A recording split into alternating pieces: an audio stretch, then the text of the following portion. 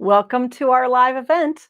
We are working on a baby quilt today, and we're going to be looking at a technique that's really fun. It's easy to do. It's very quick. It might be your go-to pattern already, but for those who haven't used it yet, we're going to work on the disappearing 9 patch, and it would be a really great pattern for use with focus fabrics. It's going to be a perfect kind of project for those donation quilts or baby quilts or lap quilts that you want to give away at the holidays. So you're along for the ride.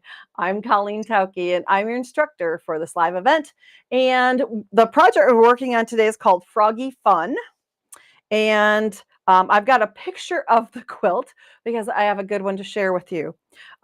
This was made out of fabric that I purchased on a trip, knowing that I had a grandchild coming soon. But he wasn't really supposed to be here until the beginning of August. Well, he showed up a little bit early.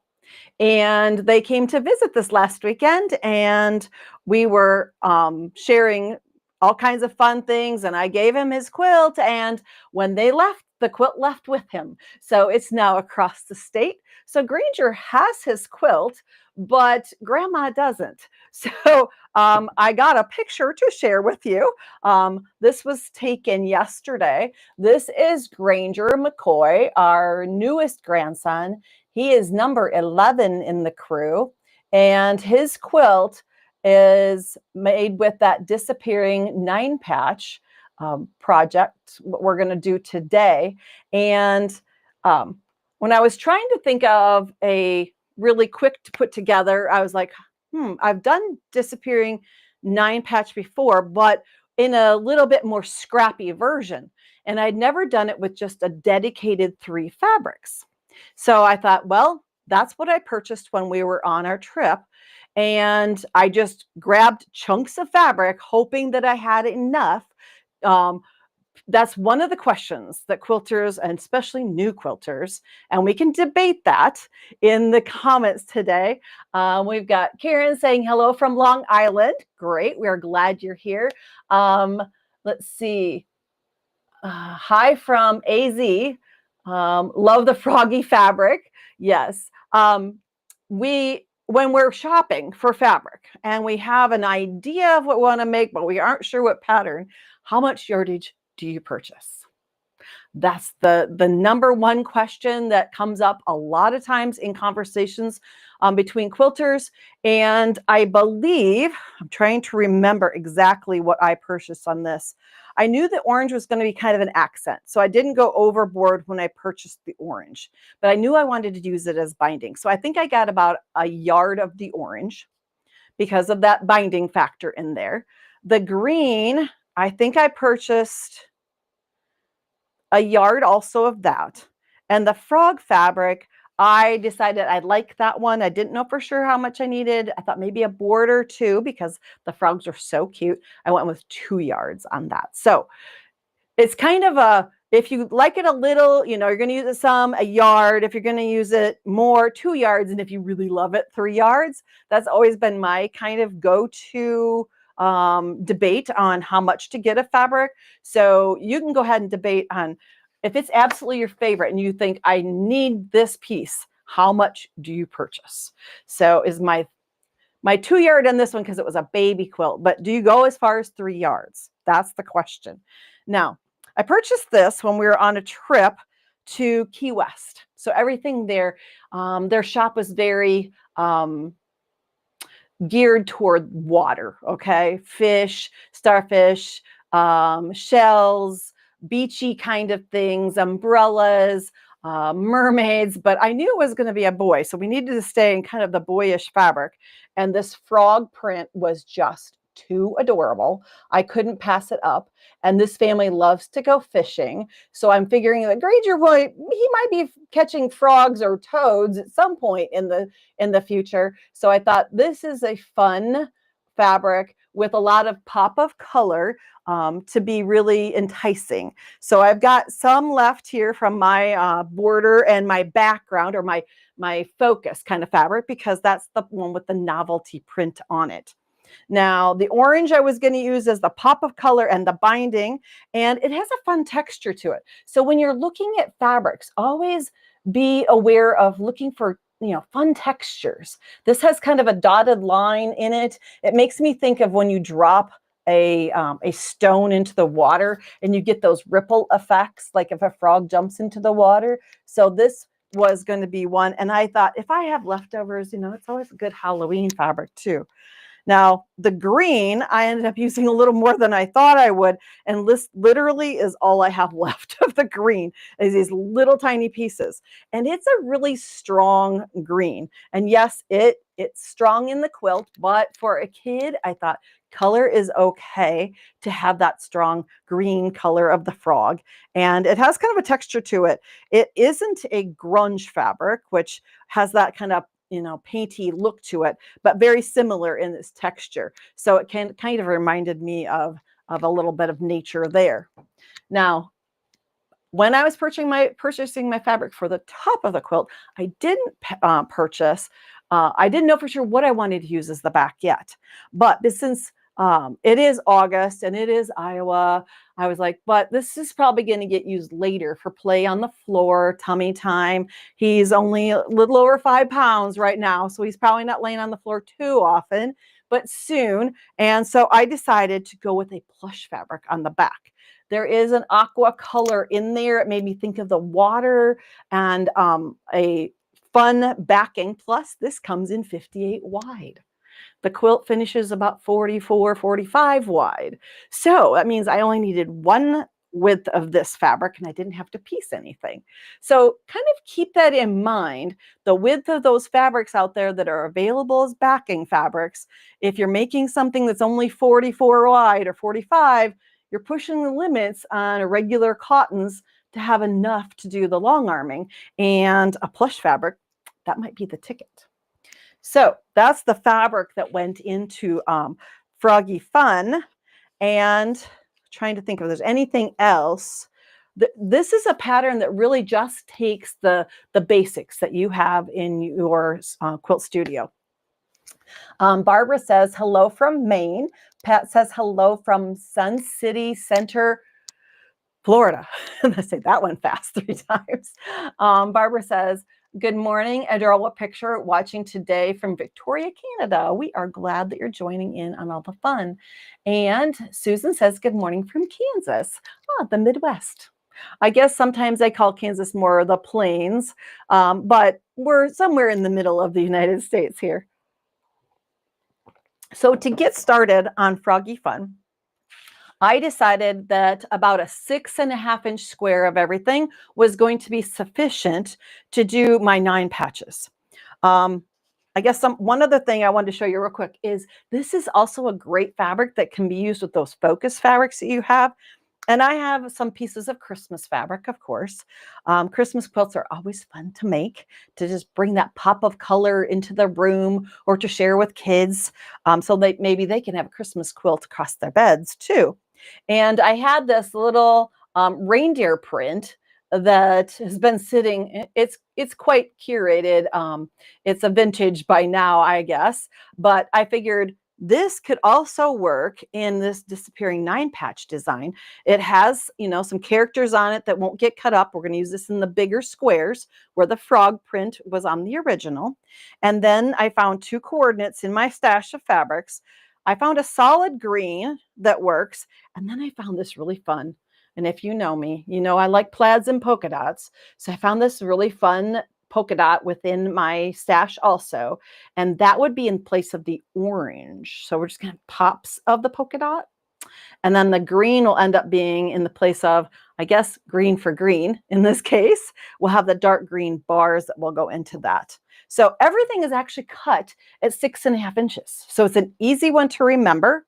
If you have a 6.5-inch square ruler that you like to use, or you can use your 8.5-inch by 24, cut your 6.5-inch strips, subcut into squares. Everything's cut the same except for the border. I'm trying to remember what I cut my border at. The border I cut at 4.5 inches. So up to you. If you like your focus fabric and you want a little bit more, go for the 6.5 too there. But just a little bit of framing around the project usually is enough without going too wide on your border.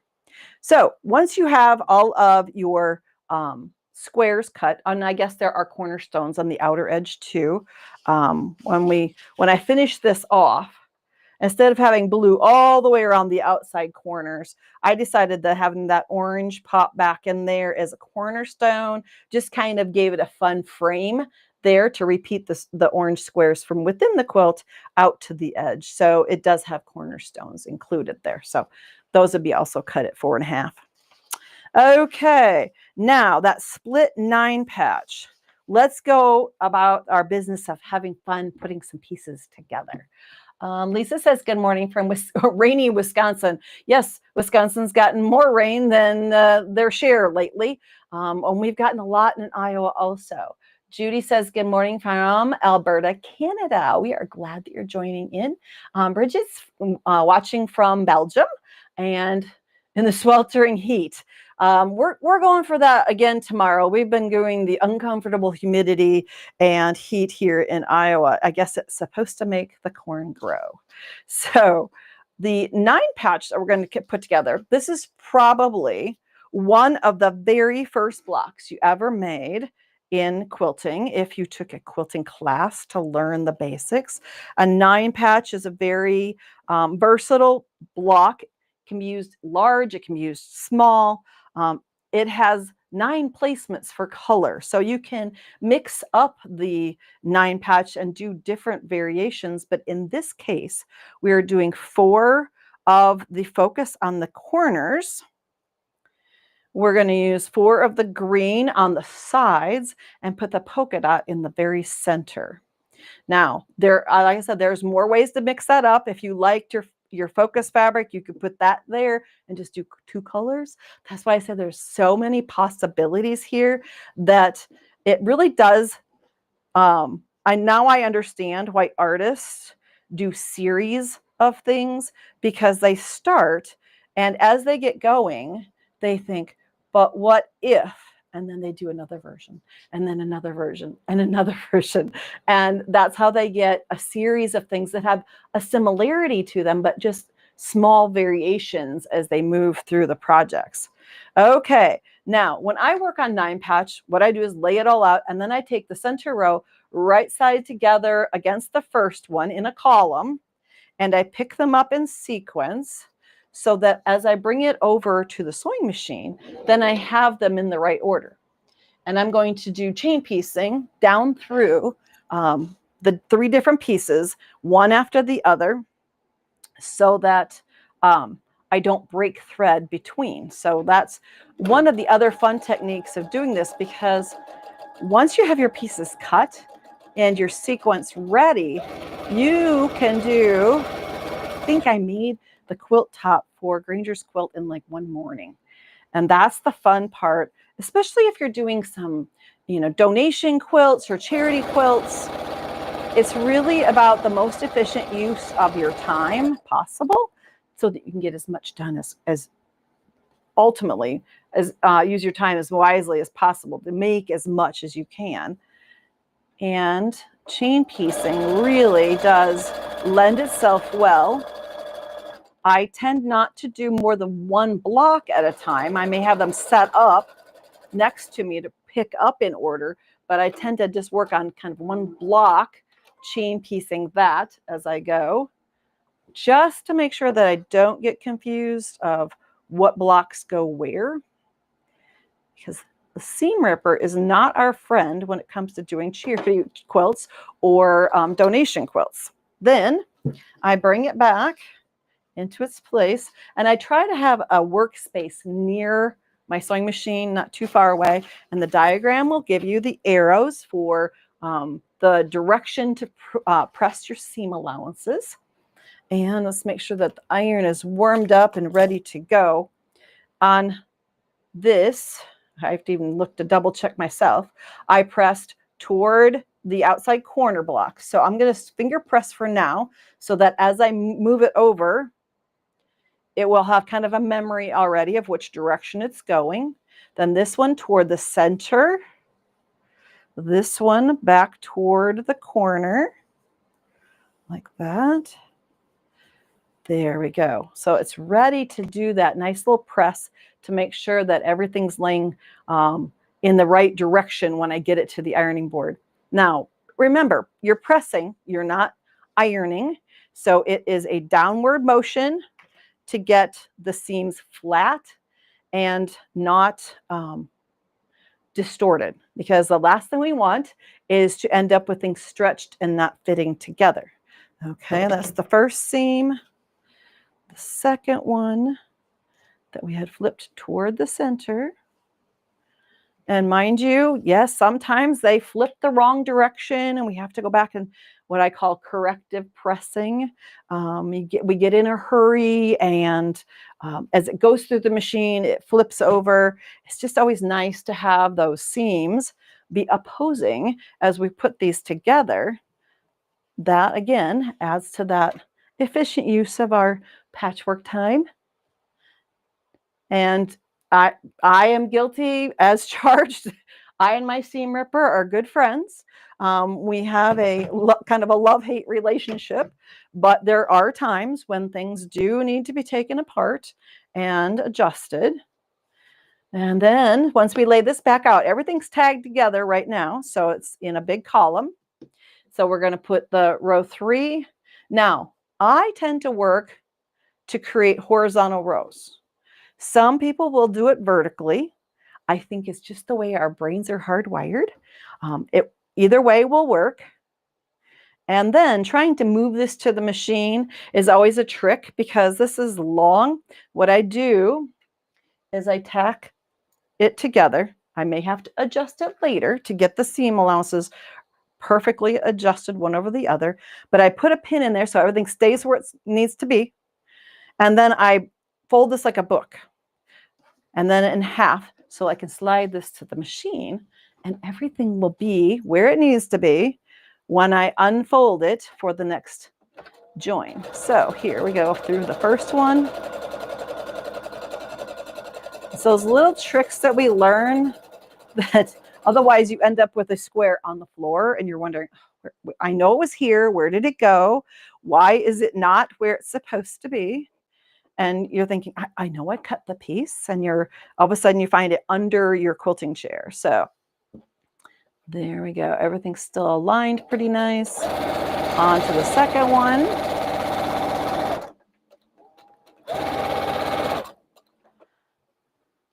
And then the third.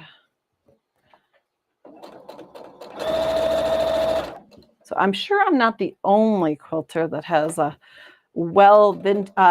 stored vintage fabric out there that we have, and we don't exactly know when we acquired it or how much we had bought at the time. But when the right pattern comes along, it's kind of nice to have that in your stash when you look and go, oh, I did buy that. I do have that. I can pull it out. And now look, it works perfectly with the project I'm doing. Okay, seam allowance is pressed toward the outer edge here. This row back to the center, just lightly so we know we get it opened up all the way. And then that last one out to the edge. And now that everything's kind of tacked together like a laundry line, we can then book it this direction. Whoops. Press first and then stitch. I'm going to get this over here quick to do a nice little press. It really does make a difference if we take the time to do those little steps where we press our seams nice and crisp.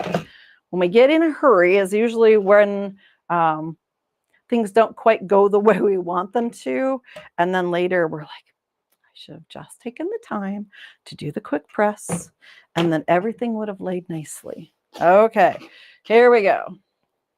We have our 3 horizontal rows. They're tacked together. Now all we have to do is flip towards the center, and things won't get too out of line because they can't. They're tacked here and here. So then I'm going to fold this up just a little bit so that I can get it over to the sewing machine. And it is nice to have a surround on your machine. Now, sewing machines tend to come with just a little piece that goes around the base of the machine here, and it doesn't extend very far. And so your fabric has to come up and over that. If at some point you can invest in either a table as a surround Or you can purchase just pieces, tables that go around just the center portion of your machine. It's not a big flat table, but it gives you some surface around your sewing machine. That is a really good investment. So Christmas is coming. Maybe that's a Christmas gift you can give yourself, or put it on the list for someone who says, just don't know what to buy, a quilter. And you will find a big difference in how you manipulate your fabrics as you approach under the machine. It does make a difference to have that larger bed around your sewing machine. Now, I'm not promoting any company out there. I just know that it made a difference in my piecing when I had a little bit more of a flat surface coming into the machine. In my studio upstairs, I don't have my machine down in a table. I have an extension table that sits up a little bit, and it's just nice to have that flatter surface to slide things under the machine. So if you're new to quilting, maybe look into those tables that are out there. They're different brands, different companies. Make sure that it fits and is compatible with your sewing machine. Some are custom made, others are compatible with certain brands, or they have different models available to fit on different machines. Make sure your seams are opposing as you get to them. Doing that double check there. And then down the last piece here. I've never been accused of sewing slow. And sometimes I remember, it takes me back a bit. When I first learned to drive, my dad used to say, you go too slow. You zigzag down the road. You go too slow. So he would say, step on the gas a little, you'll drive a straighter line. So I kind of take that into quilting also. If you go extremely slow, you may get more of a wavy line in your seam. Maybe you just need to step on the gas a bit. See if that helps. Okay, we press that flat first, then we're going to press out. We're going to press this one flat. There's so many little pieces of advice that we get along the way during our lives that can be applied in many, many different ways. And that was one that my seams are straighter if I go a little faster. Now, I'm not saying out of control fast. I'm just saying at a nice pace. Okay, we've got that pressed open with our fingers. Then we're going to do a quick press to get them nice and crisp, because at this point, we've made this giant 9-patch. Now we're going to cut it apart, which my husband says, you piece things and then you cut them apart. I'm like, that's exactly what I do. Okay. Sheila says, hello from Boaz, Alabama. Marion says, I love your classes. I'm glad that you enjoy them. Our goal is to help you along the way, bring a little joy of color and design into your life, and maybe inspire you to do a project. Let's see. Esther says hello, and prayers says hello and hello to everyone. Let's see. Brenda says, I thank you. It's great to hear your feedback. That's good. We are glad that we can bring some fun to your day. Now that you've got your 9-patch created, now we get to cut it up. And sometimes it's very hard to cut into something that looks so nice and crisp. But this is the process of making the split 9-patch or the disappearing 9-patch. They're the same concept. So you have your 9-patch. Now we're going to split it like a window pane, top to bottom, side to side. And since we cut our blocks 6.5, that means that this center is now, with its seam allowances out, is now 6 by 6. And you can measure from the outside edge, but also from this edge, you know that since this block is 6 inch right now, it needs to be 3 by 3. So we're going to cut down through the center. And if you don't have a super wide ruler, this is the way to get around having to buy another ruler. This one, say, is 6 inches wide. I can't measure from the outside edge over to figure out where my middle is, but I can measure from this line. And I know that by putting the 3-inch line along this seam, that I'm splitting it right in half. So always want to be able to use the tools we have. So I cut top to bottom, and then we're going to go this direction. And again, 3 inches from that seam all the way across without disturbing anything. We're going to cut again. Make sure you have a good blade in your rotary cutter. If at all you're starting to skip stitches, like just one little thread doesn't want to cut, it's time for a new blade in your machine, in your rotary cutter, because that is the most frustrating, to have it skip repeatedly one little thread here and there. And a nice clean cut is what we're looking for. Now we have 4 equal pieces, and you will find that in your pattern there is the layout for the Froggy Fun quilt. So you'll know this is how I arranged the pieces for this quilt. But you have pieces that you can arrange any way you want. Remember, patterns are sometimes suggestions, not hard and fast rules. So I'm saying at this point, you can have a little fun with the pieces that you've created.